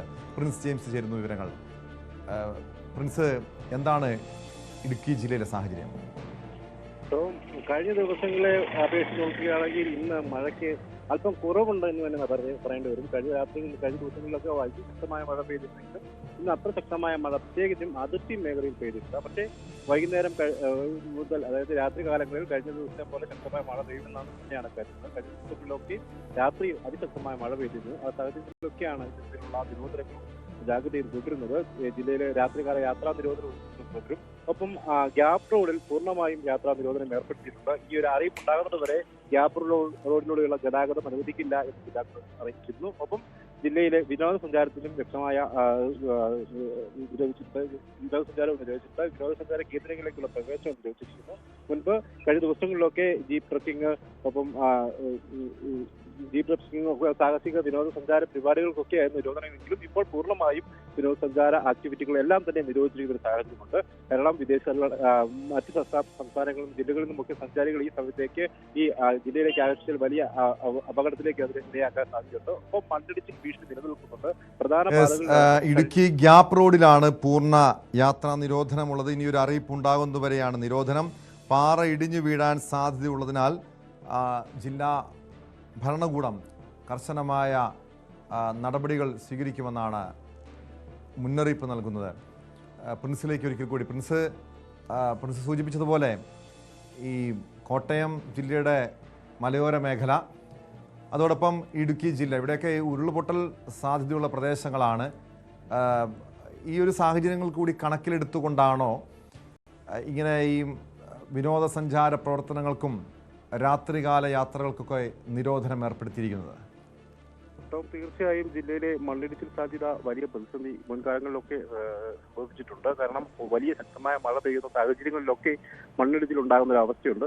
ഇത്തവണയും നിരവധി മേഖലകളിൽ ചെറിയ തോതിലൊക്കെ മണ്ണിടിയുന്ന ഒരു അവസ്ഥ ഉണ്ടായിട്ടുണ്ട്. അതുകൊണ്ട് തന്നെയാണ് രാത്രികാല യാത്രാ നിരോധനം ഏർപ്പെടുത്തിയിരിക്കുന്നത്. അതോടൊപ്പം വിനോദസഞ്ചാര പരിപാടികൾക്കും നിരോധനം ഏർപ്പെടുത്തിയിരിക്കുന്നു. ഒപ്പം ഖനന പ്രവർത്തനങ്ങൾക്കും ജില്ലയിൽ പൂർണ്ണമായും നിരോധനം ഏർപ്പെടുത്തിയിരിക്കുന്നു. വിവിധ പ്രദേശങ്ങളിൽ മണ്ണെടുപ്പ് അടക്കമുള്ള ഖനന പ്രവർത്തനങ്ങൾ പൂർണ്ണമായും നിർത്തിവെക്കണമെന്ന് ജില്ലാ ഭരണകൂടം നിർദ്ദേശിച്ചിട്ടുണ്ട്. അതോടൊപ്പം തന്നെ മണ്ണിടിച്ചിൽ സാധ്യതയും ഉരുൾപൊട്ടൽ സാധ്യതയുമുള്ള മേഖലകളിൽ നിന്ന് ആളുകളെ മാറ്റി പാർപ്പിച്ചിട്ടുണ്ട്. അപ്പോൾ അതായത് പ്രധാനമായും ഇത്തരം പ്രതിസന്ധികൾ ഉണ്ടാകുന്ന ഇടുക്കി, ദേവികുളം താലൂക്കുകളിലെ വിവിധ മേഖലകളിൽ നിന്ന് ആളുകളെ ക്യാമ്പുകളിലേക്ക് മാറ്റി പാർപ്പിച്ചിട്ടുണ്ട്. പ്രധാനമായും കൂടുതൽ ക്യാമ്പുകൾ ഉള്ളത് ഇടുക്കിയിലും ദേവികുളം താലൂക്കുകളിലുമാണ്. ഒപ്പം ഉടുമ്പൻചോല, പീരുമേൽ, തൊടുപുഴ താലൂക്കുകളിലൊക്കെ ക്യാമ്പുകൾ തുറന്നിട്ടുണ്ട്. അതിനോടൊപ്പം തന്നെ ഈ മഴയ്ക്കൊപ്പം തന്നെ ശക്തമായ കാറ്റും ജില്ലയിലുള്ള ഒരു സാഹചര്യമുണ്ട്. അതുകൊണ്ട് തന്നെ ഈ മരങ്ങൾ ഒടിഞ്ഞു വീണുള്ള അപകടങ്ങൾ നിരവധി ഉണ്ടായിട്ടുണ്ട്. നിരവധി വീടുകൾക്ക് നേരെ മുകളിലേക്ക് മരം ഒടിഞ്ഞു വീണ അവസ്ഥ ഉണ്ടായിട്ടുണ്ട്. 100-ലധികം വീടുകൾ കഴിഞ്ഞ ദിവസങ്ങളൊക്കെയായി ഭാഗികമായൊക്കെ തകർന്നൊരവസ്ഥയുണ്ട്. അതോടൊപ്പം തന്നെ വാഹനങ്ങൾക്ക് മുകളിലേക്കും ഒക്കെ മരം ഒടിഞ്ഞു വീണിട്ടുണ്ട്. കഴിഞ്ഞ ദിവസം കുമളിക്ക് സമീപം, കുമളിയിൽ തമിഴ്നാട് തീരമേഖലയിൽ വാഹനത്തിന്റെ മുകളിലേക്ക് മരം ഒടിഞ്ഞു വീണിരുന്നു. ഒപ്പം തൊഴിലാളികൾക്ക് ദേഹത്തേക്ക് മരം ഒടിഞ്ഞു വീണും അങ്ങനെ മരണം സംഭവിക്കുന്ന അവസ്ഥ കൂടിയുണ്ട്. അതുകൊണ്ട് തന്നെ തോട്ടം മേഖലയിലെ ജോലികളടക്കം പൂർണ്ണമായി നിർത്തിവെച്ചിരിക്കുകയാണ്. തൊഴിലുറപ്പ് തൊഴിലാളികൾ ഏലത്തോട്ടം മേഖലയിലെ ജോലികളെല്ലാം പൂർണ്ണമായി നിർത്തിവെക്കാനുള്ള ഒരു സാഹചര്യമുണ്ട്. അത് എല്ലാം പൂർണ്ണമായി നിർത്തിവെക്കണമെന്ന് നിർദ്ദേശിച്ചിട്ടുണ്ട്. അതുകൊണ്ട് തന്നെ കൃത്യമായ ഒരു ജാഗ്രത ഈ കാര്യങ്ങളിലെല്ലാം തുടരുന്നുണ്ട്. അതോടൊപ്പം ജില്ലയിലെ ഡാമുകളുടെ സ്ഥിതിയും ഉണ്ട്. 5 ഡാമുകളിന്റെ വെള്ളം ഇപ്പോൾ പുറത്തേക്ക് ഒഴുകുന്നുണ്ട്. കല്ലാർകുട്ടിയിലെ എല്ലാ ഷട്ടറുകളും ഉയർത്തിയാണ് ഇപ്പോൾ വെള്ളം പുറത്തേക്ക് ഒഴുകുന്നത്. ഷട്ടർ കൂടുതൽ ഉയർത്തി കൂടുതൽ വെള്ളം പുറത്തേക്ക് ഒഴുകാൻ നിർദ്ദേശം നൽകിയിട്ടുണ്ട്. അതോടൊപ്പം പൊന്മുടി, മലങ്കര, പാമ്പ്ള, 3 ഹെഡ്ബർസ് ഡാമുകളിൽ നിന്നും വെള്ളം പുറത്തേക്ക് ഒഴുകുന്നുണ്ട്. ഇടുക്കിയുടെ ഡൈവേർഷൻ ഡാമുകളായ ഇരട്ടയാറും കല്ലാറും ഏകദേശം പൂർണ്ണമായും സംഭരണ ശേഷിയിലേക്ക് എത്തുന്നൊരവസ്ഥയാണ്. ഇരട്ടയാർ ഡാം ഇപ്പോൾ റെഡ് അലേർട്ടിലാണ്. ഏത് നിമിഷവും തുറക്കാവുന്ന ഒരു സാഹചര്യമുണ്ട്. വരും മണിക്കൂറിലൊക്കെ മഴ തുടരുന്നൊരു സാഹചര്യം ഉണ്ടായാൽ ഇരട്ടയാർ ഡാമും കല്ലാർ ഡാമും തുറന്നു വിടുന്ന അവസ്ഥ വരും. ഇടുക്കിയിലെയും മുല്ലപ്പെരിയാറും അടക്കമുള്ള പ്രധാന അണക്കെട്ടുകളിലേക്ക് നീരൊഴുക്ക് ശക്തമാണ്. എങ്കിലും ഇവിടെ കഴിഞ്ഞ വർഷത്തെ അപേക്ഷിച്ചൊക്കെ വെള്ളം കൂടുതലുണ്ടെങ്കിൽ പോലും ഇപ്പോൾ ഈ അണക്കെട്ടുകളുടെ ജലനിരപ്പ് ആശങ്കജനമായ ഒരു സാഹചര്യത്തിലല്ല ഈ ഡാമുകൾ തുറക്കേണ്ട ഒരു അവസ്ഥയൊന്നും ഉണ്ടാവില്ല. എങ്കിലും ഇവിടേക്കും വെള്ളം കൂടുതലായി ഒഴുകിയെത്തുന്ന ഒരു അവസ്ഥയുണ്ട്. അപ്പം മറ്റ് ചെറുകിട ഡാമുകൾ, അതായത് പൊന്മുടി അടക്കമുള്ള നിലവിൽ തുറന്നിട്ടുള്ള ഡാമുകൾ കൂടാതെ ചെങ്കുളം, മാട്ടുപ്പെട്ടി തുടങ്ങിയ മറ്റ് ഡാമുകളിലും വെള്ളം ഉയരുന്നൊരവസ്ഥയാണ് ഉള്ളത്.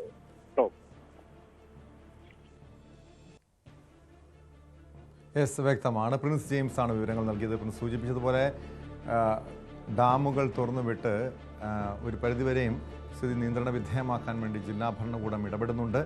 ഇത് മലയോര മേഖലയുള്ളവർക്കും അതോടൊപ്പം താഴ്ന്ന പ്രദേശങ്ങളിലുള്ളവർക്കും ജാഗ്രതാ നിർദ്ദേശമുണ്ട്. ഇടുക്കി ജില്ലയിലാണ് വലിയ രീതിയിൽ ഒരു നാശനഷ്ടങ്ങൾ സംഭവിച്ചിരിക്കുന്നത്. ഇടുക്കിയും മുള്ളരിക്കുടിയിലെ അംഗൻവാടി കെട്ടിടത്തിന് മുകളിൽ തെങ്ങ് കടപുഴകി വീണു. അംഗൻവാടിയുടെ മേൽക്കൂര തകർന്നു.